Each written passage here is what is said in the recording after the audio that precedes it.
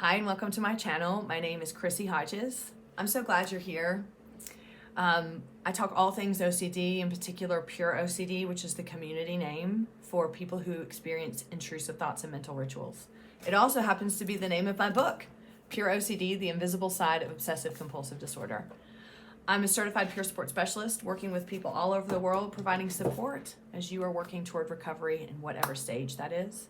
I can also provide referrals to therapists all over the world. I'm so glad you're here. This is such an important topic that isn't talked about a lot.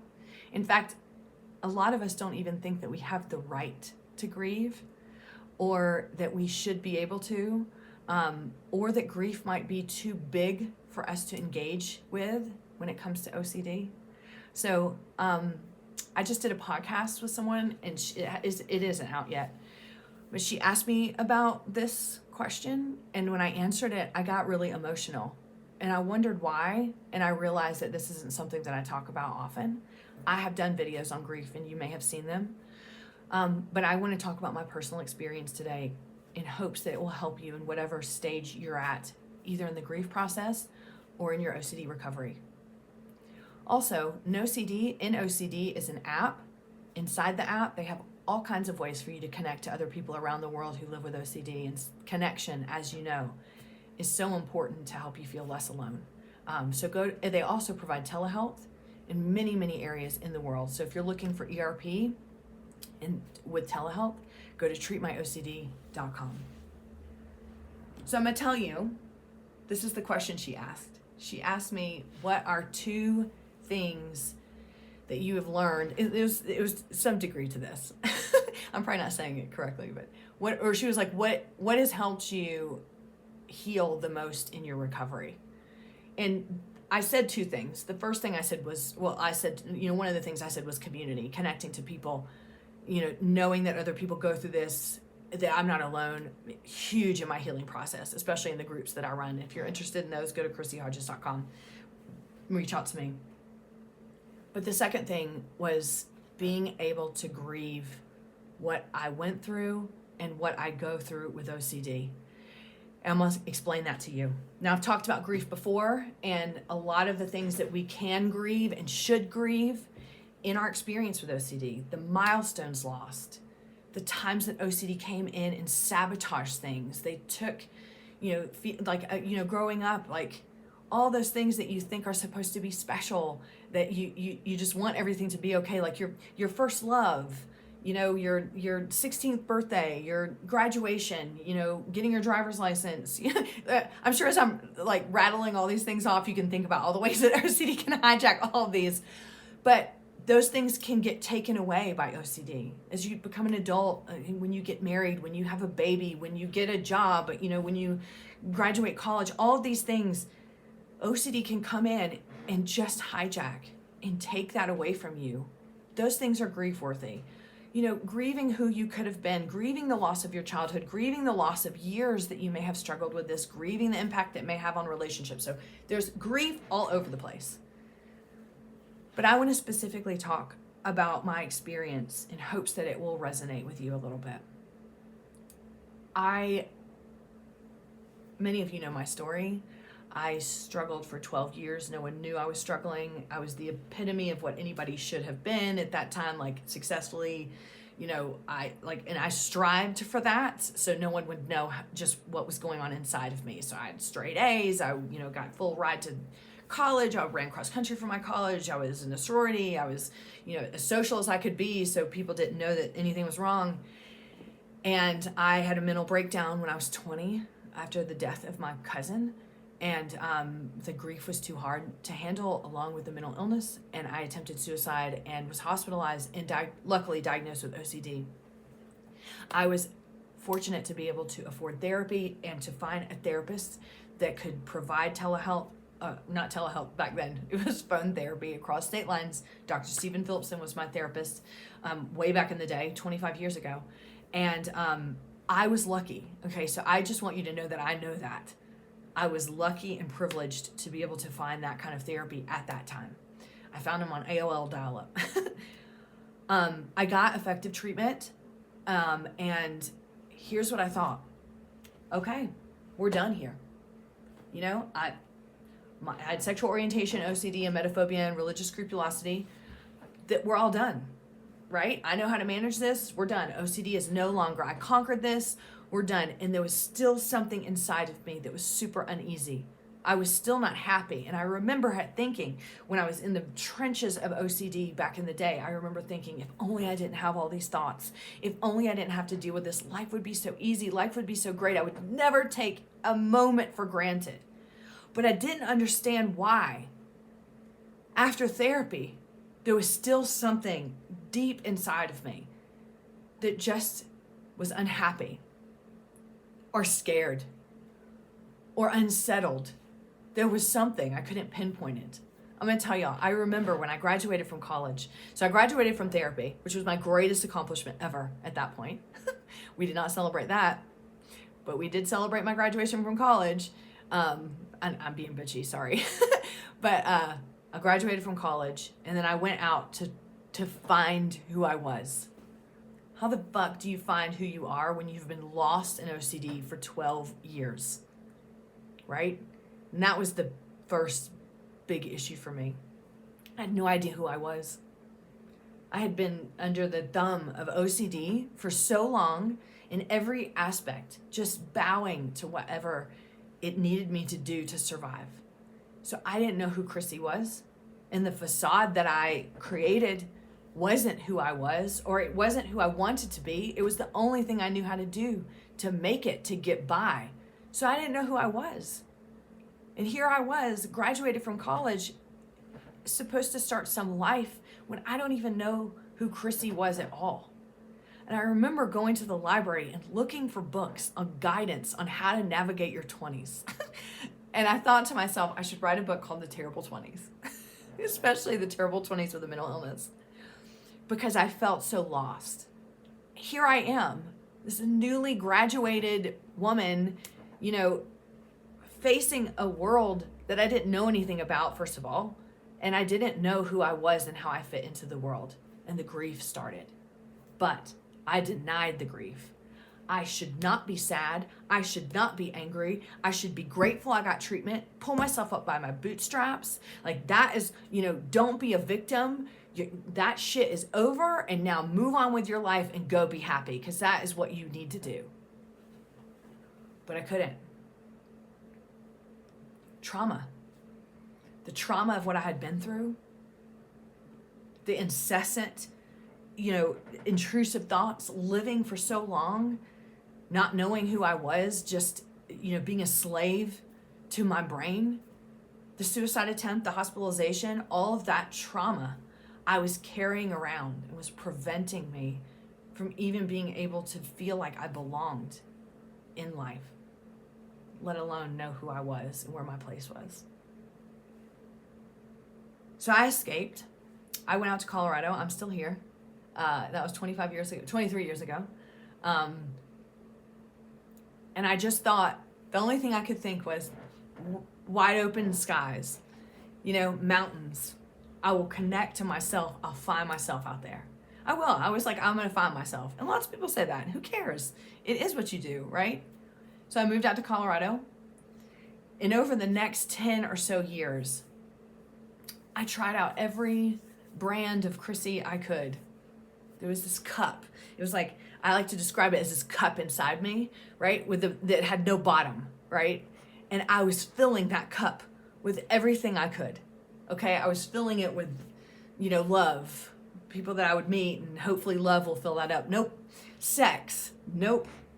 Alcohol. Nope. And that was a big one. I developed a lot of addictive habits with that.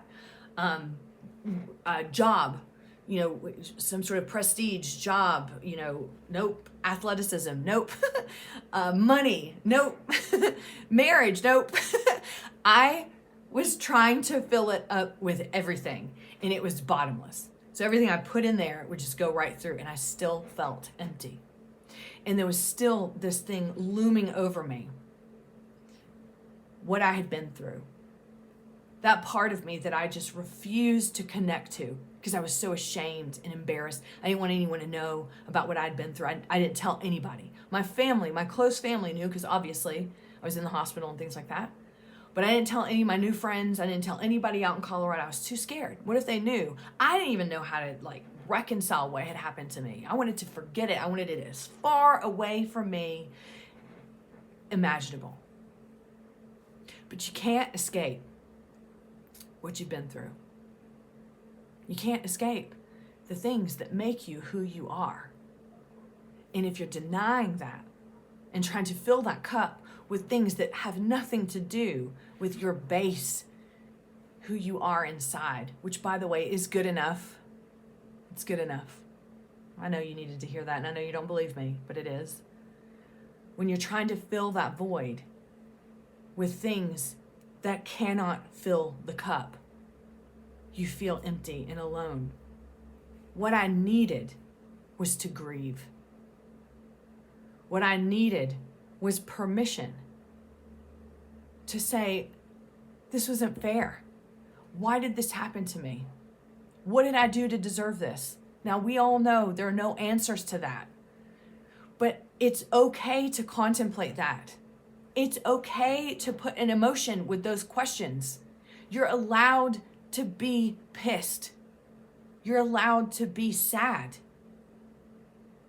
You're allowed to be whatever you need to be in regards to why this happened to you and what it has caused in your life. In fact, it's imperative. Because if you know and you see all my videos, or maybe you've seen some of them, I'm not saying you see all of them.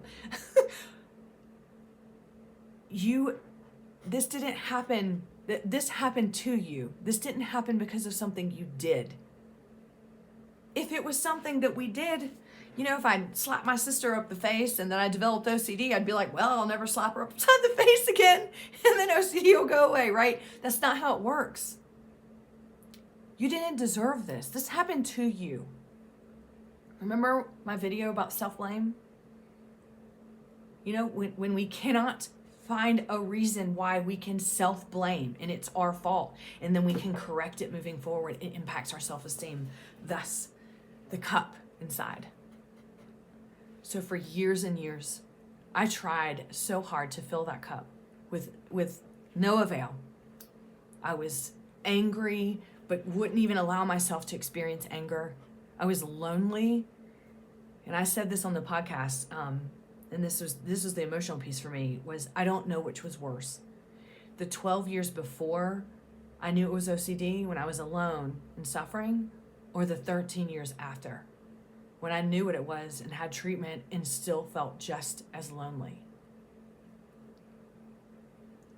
My point is, if you're here, if you're there, if you're in that spot, I feel you. I see you. I have been there for years. And I'm going to tell you what pulled me out of it. What pulled me out of it was a relapse. I had actually had OCD a lot through my 20s, but didn't recognize it because it wasn't like sexual intrusive thoughts or religious. I couldn't identify it as OCD. So I just suffered through whatever themes came through, just not even knowing. It was horrible. Like my 20s were just fucking awful.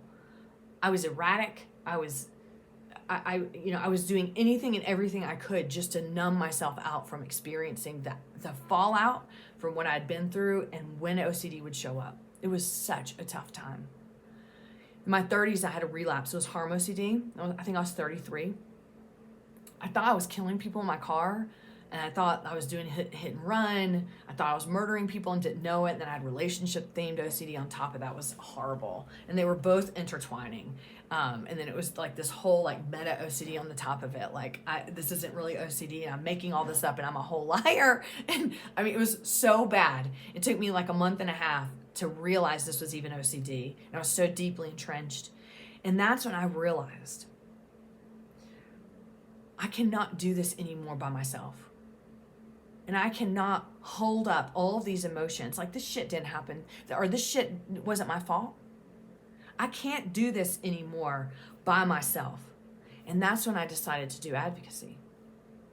That's when I started speaking out and doing, this was well before the YouTube channel. I started to do a podcast for a couple years, and I started to speak out openly at different events around Denver and wrote blogs and things like that. And then people started trickling in that had intrusive thoughts and that recognized my experience. Then I started the YouTube channel, and this is where I connected to all of you. And it was then that I also met my first peer support specialist, and I told him all about what I experienced. I finally opened up to someone and told him about the whole experience, including my themes, which was scary. And he was like, "Man, aren't you pissed?" And I was like, "What?" I was like, "What? What do you mean?" He was like, "I'd be pissed if I lived that long and didn't know and nobody else knew." He was like, "And aren't you sad?" And I thought, oh my God, this guy is telling me that I can feel these feelings. And it was like the floodgates opened. And I allowed myself to feel the feelings of grief for the first time. The first time really embracing them. And I wasn't afraid of them either. I felt justified. It was like every age of Chrissy and myself at age 33, we were having a pep rally of anger. It was fucking awesome. Right? I mean, let's be angry. And I moved through those emotions and still have to move through those emotions. And that's what I came to tell you today. Grief, as we all know, is a difficult emotion. But grief comes in waves when there's something that's grief-worthy. And you may experience it at different times for different reasons about the same thing. And I still experience grief about what happened in my childhood with this, and still, as I'm an adult and how it's impacted my life, I'm still allowed to feel sad. I'm still allowed to feel angry. And I make sure that I surround myself with people that validate those emotions too. Nobody's going to tell me to pull myself up by my fucking bootstraps, I can tell you that. Nope. I am allowed to feel what I need to feel after surviving this illness. And so are you. In fact, by embracing that, you see who you are. You see the resilience and the strength that you have, and you can't see that until you see what you have endured, which means you see that you were a victim of something you didn't ask for. You didn't cause. It is okay to validate you were victimized by this. That's not weak, my friends. It just shows that you're worthy and deserving of self-love and compassion. And I'm giving this to you today. What you're going through, what you have been through is worthy of that. You have been through things that most people will never go through in their entire life. And you're still here. And you're still watching this video. Hope. That's what we have to hang on to and cultivate. And you're giving me hope being here. And I hope that I'm giving you hope by sharing this with you. It's okay to grieve. I'm going to give you permission today. I love you. I appreciate you being here. I see you. I see your experience. I have walked it too. And I'm walking alongside you. Take care, my friends. I'll see you next week.